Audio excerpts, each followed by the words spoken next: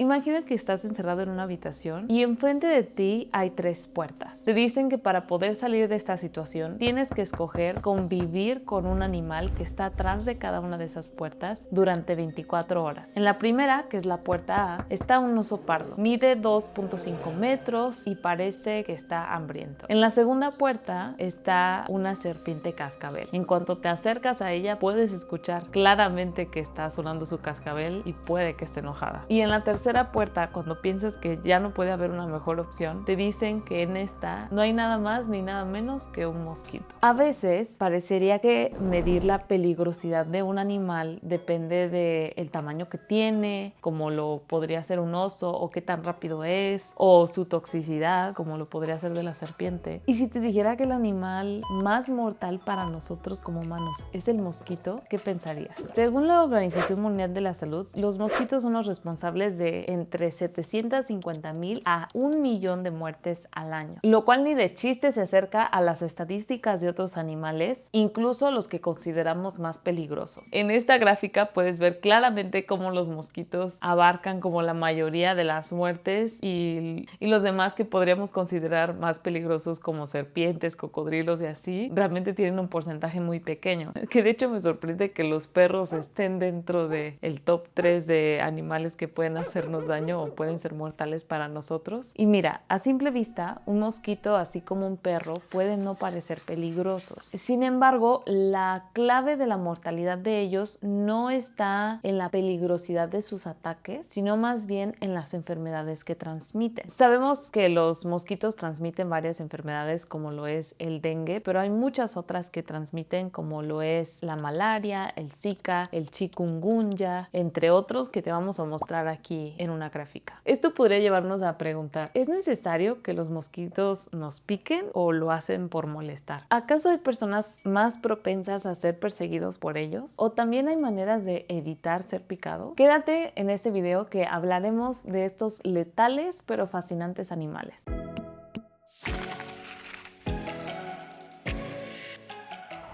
Hola, mucho gusto, mi nombre es Raquel y mi hermana Daile y yo hacemos estos videos para compartir información útil que creemos que puede ayudarte a tomar decisiones más informadas para cuidarte a ti y a los que te rodean. Todas las fuentes están en la descripción del video. Los mosquitos no son un animal que requieran una extensa presentación, pero ¿y si te dijera que hay muchas cosas interesantes de ellos? Por ejemplo, hablando de su vida, esta se divide en 4 etapas. La primera etapa es siendo un huevo. La hembra solo necesita una toma de sangre para poder desarrollar a los huevos, que tardan entre 2 a 5 días dentro de sí misma. Una vez maduros, la hembra buscará agua estancada para que estos huevos puedan desarrollarse. Algo interesante de esto es que los huevos, antes de activarse con el agua para continuar reproducirse, pueden durar hasta meses inactivos en algunas especies. Un huevo tarda normalmente entre 1 a 3 días en eclosionar. De ahí está la segunda etapa, que es la etapa de larva. Esta etapa dura entre 5 a 4 días dependiendo de la especie. Es una etapa en la que el mosco bebé se la pasa como nadando y respira por medio de unos tubitos que podrían parecer como esos de snorkel, y se la pasa consumiendo microorganismos y materia orgánica. Y bueno, la tercera etapa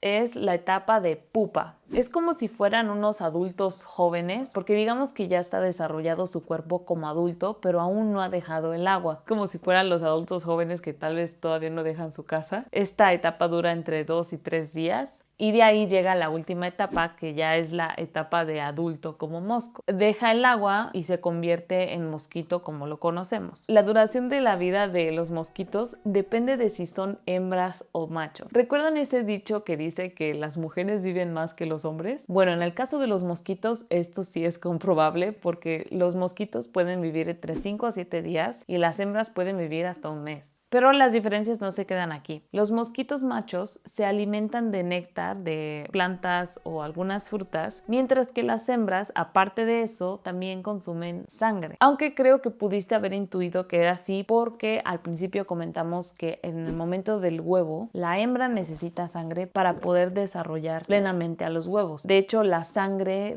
que consumen suelen consumirla porque tiene glucosa o aminoácidos, que en otras palabras es como la proteína proteína que le ayuda a desarrollar a los huevos. ¿Qué pasaría si nos deshacemos de todos los mosquitos de la Tierra? Aunque podría parecer muy buena idea deshacernos de los mosquitos porque tienen el mayor índice de mortalidad para los humanos y también son muy molestos, la verdad es que así como cualquier otro animal, los mosquitos son esenciales para el ecosistema, ya que tienen un papel esencial en la cadena alimenticia. Ayudan, digamos que principalmente a dos cosas. Una es a la polinización de ciertas plantas, flores, y lo otro es que también ayudan como fuente de alimento para ciertos animales como lo son las aves, las libélulas y los sapos. Y si algo sabemos es que la naturaleza es sabia y siempre están las cosas por algo, o en este caso los mosquitos. Aún así, existen 3.600 diferentes especies de mosquitos y solo 100 de ellas aproximadamente son las que nos hacen daño o las que pueden transmitir enfermedades. Y por más loco que suene, el que se eliminen 100 de estas 3.600 especies no representaría un gran impacto en la cadena alimenticia. Entonces, ¿por qué no lo hemos hecho? O sea, ¿por qué no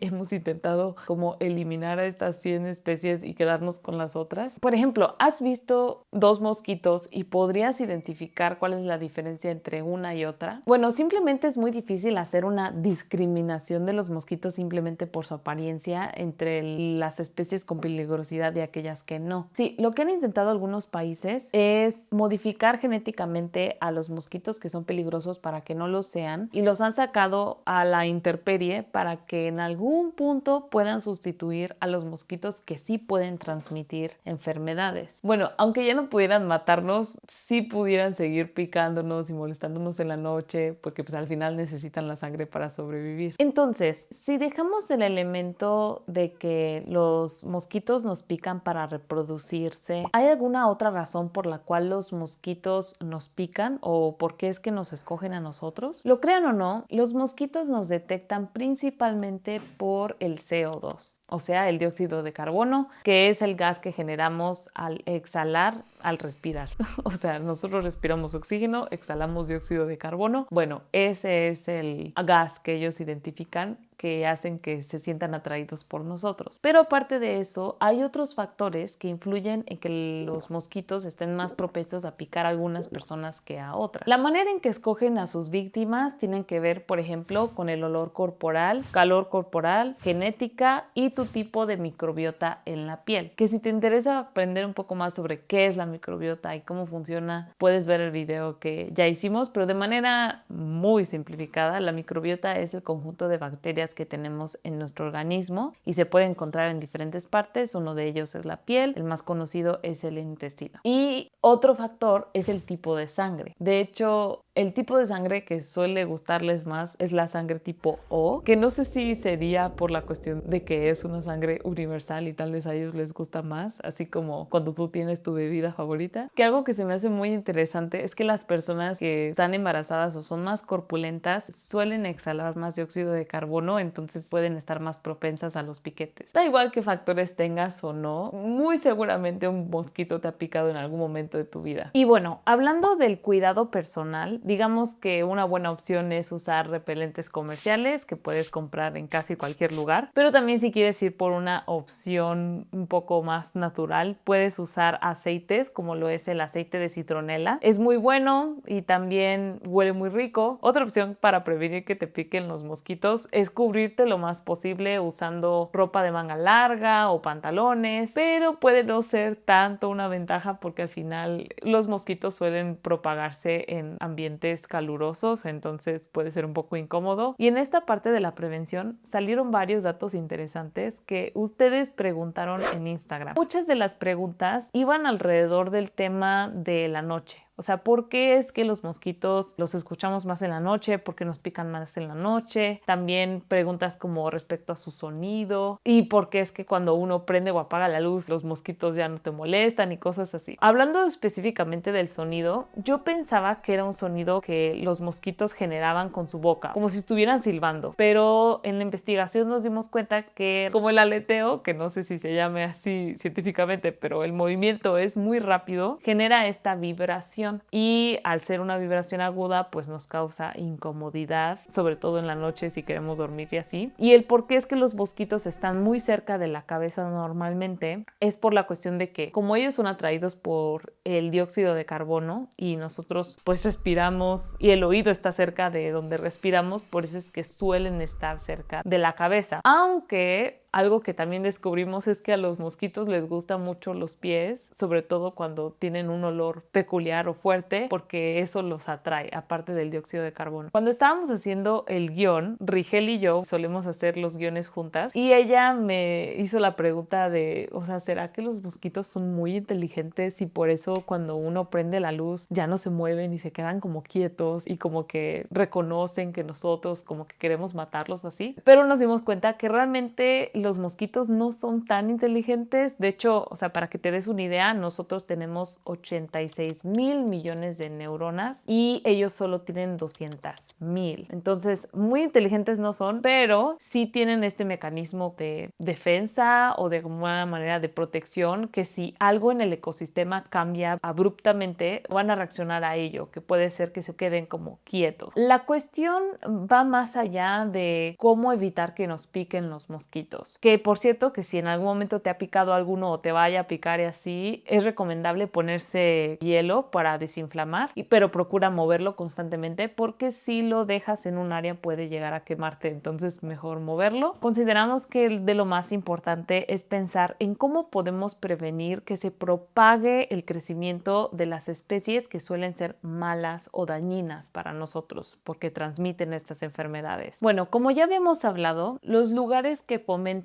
la propagación de los mosquitos son aquellos que tienen agua estancada, porque ahí es donde nacen los huevecillos. Entonces, como manera en la que podemos evitar que se propaguen es que en temporada de lluvia o en general en cualquier momento procuremos eliminar cualquier ambiente que pueda tener agua estancada, como lo son, por ejemplo, cubetas en el techo o en alguna superficie como un patio que a veces puede tener espacios donde se pueda acumular agua, procurar limpiar constantemente lugares como el tinaco o sus alrededores para que no se fomente el crecimiento de estos huevecillos. Y aunque parezcan acciones pequeñas, realmente creo que pueden tener una diferencia, sobre todo pues en el espacio donde uno vive. Sin embargo, hay lugares en los que son de difícil acceso donde se puede acumular el agua, como lugares públicos, algunos techos o basureros. En algunas ciudades o países como en México se han hecho investigaciones por medio de drones en las que ayudan a detectar estos conjuntos de agua o estancamientos de agua con el propósito de advertir a los dueños de estos lugares o los vecinos para que puedan eliminar estos estanques de agua. Lo hacen por medio de una visión artificial y así, y creo que puede ser una herramienta para que podamos como sociedad de alguna manera prevenir el tener la propagación de estas especies que pueden ser dañinas o peligrosas para nosotros. Y bueno, digamos que las zonas de riesgo son aquellas en las que existe un ambiente caliente, húmedo, que tiene estancamiento de agua. Pero ¿me creerías que hay algunos lugares que a pesar de que tienen este estancamiento de agua y este calor, no llegan a propagar el crecimiento de ciertas especies malignas? Este es el caso de la Ciudad de México. Cuando estábamos haciendo el guión Rigel y yo, ella me comentó que hace unos meses, cuando se había enfermado, pensó que ella tenía dengue por los síntomas que tenía. Y una de sus amigas, cuando ella le expresó sus síntomas y le expresó que creía que tenía dengue, le preguntó si había salido de la ciudad y ella le explicó que no, que ya tenía semanas que no salía. Entonces su amiga le dijo, lo más probable es que no tengas dengue porque aquí en la Ciudad de México no hay dengue. Y haciendo la investigación nos dimos cuenta que es verdad. O sea, en la Ciudad de México, a pesar de que tiene muchos lugares de estancamiento de agua que podrían propiciar el crecimiento de estos mosquitos malignos, no propician el crecimiento de algunas especies que pueden ser dañinas para nosotros, porque sí hay mosquitos, o sea, no estoy negando que haya mosquitos, porque sí los hay, pero por ejemplo, la especie que transmite la enfermedad de chikungunya y de Zika Se le conoce como Aedes